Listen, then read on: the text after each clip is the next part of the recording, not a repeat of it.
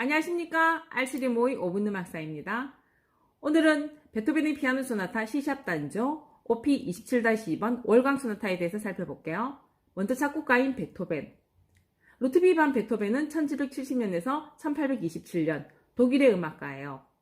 베토벤의 피아노 소나타 곡은 총 32곡이 있는데요. 그 중에서 베토벤의 3대 피아노 곡으로 치면 8번 비창 소나타, 23번 열정 소나타, 그리고 14번 월광 소나타가 있답니다.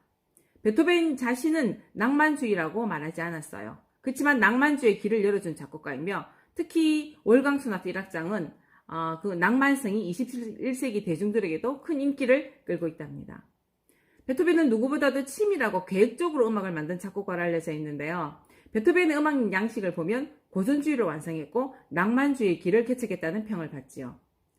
그리고 베토벤은 음악가로서 매우 치명적인 청각 상실로 인해서 연주자의 길을 포기하고 결국은 작곡가의 길로 매진하게 된답니다. 월광 소나타를 작곡할 당시 베토벤은요, 베토벤 일생에서 가장 커다란 영향력이 있는 큰 사건을 겪는데요. 바로 청각 상실이에요. 귀가 들리지 않는 음악가죠. 월광 소나타는 난청으로 고생하던 30대에 작곡을 했는데요. 1801년경 베토벤은 자신이 점점 청력을 잃어가고 있다는 걸 외부에 알리기 시작해요. 베토벤에게 음악은 형체가 없는 울림, 그걸 넘어선 어떤 상상 속의 거못이 되고 만 것이죠. 들을 수가 없었죠. 이미 오래전부터 청력이 약화되는 것을 베토벤은 느끼고 있었어요. 그리고 그는 자신의 기병이 절망적이라고 판단한 베토벤. 1802년 이후는 연주자의 길을 완전히 포기하고 작곡가를 선회하는데요. 그의 날이 나이가 겨우 30대 초반의 일이었어요. 월광 소나타를 작곡할 당시 스토리를 보면은 1801년에 작곡했는데요. 그리고 다음 해인 1802년 사랑하는 이에게 이 곡을 헌정한답니다. 베토벤이 기도하는 소녀라는 시를 읽고 감격해서 작곡했다고 하는데 이 시의 내용이 가련한 소녀가 병든 아버지의 회복을 기원하는 마음을 담고 있대요.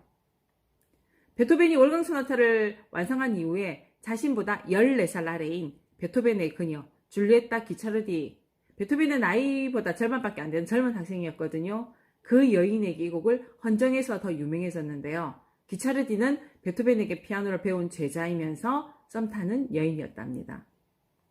작곡한 그 해에 친구에게 편지를 보냈는데요. 베토벤은 매력이 넘치는 여인 때문에 고민이라고 써요.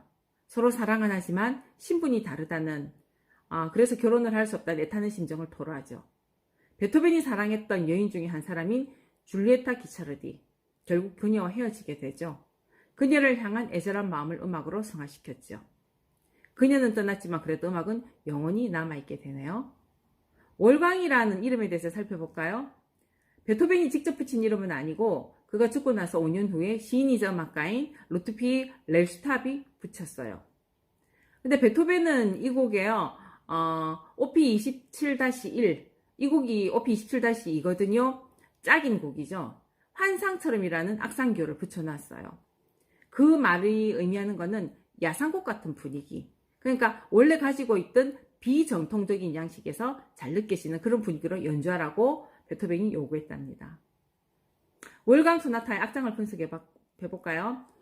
이거는 3개의 악장으로 구성이 되어 있는데요. 기본적으로 소나타 양식이다. 소나타 양식으로 보면은 1악장이 굉장히 빠르게 전개되는데 이 월광 소나타는 오히려 느리게 표현해요. 굉장히 독특하게 느린 악장으로 시작해서 쉬지 않고 바로 2악장으로 이어지거든요. 자, 1악장을 살펴볼까요?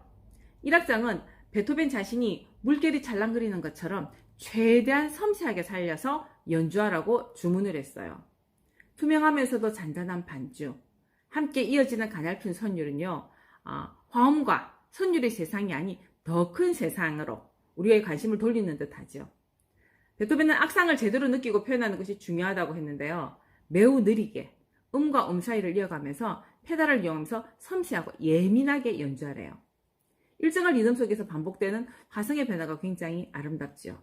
슬프고 애달픈 그런 느낌의 시, 그 시보다 훨씬 더 아름다운 곡이에요. 이 악장은 피아니스트인 작곡가가 표현하기로 2개의 신년 사이에 핀 한 송이 꽃이라고 부를 만큼 가볍고 우아한 춤곡 같아요.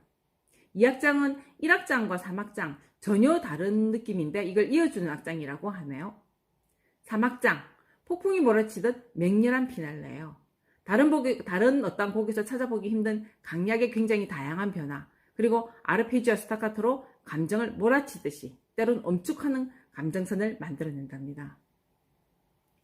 귀가 안 들리는 어려움을 겪고 절망과 좌절 그의 인생에 보면은 그걸 작곡으로 자신의 삶을 승화시킨 베토벤의 삶을 닮은 곡으로 보여지거든요.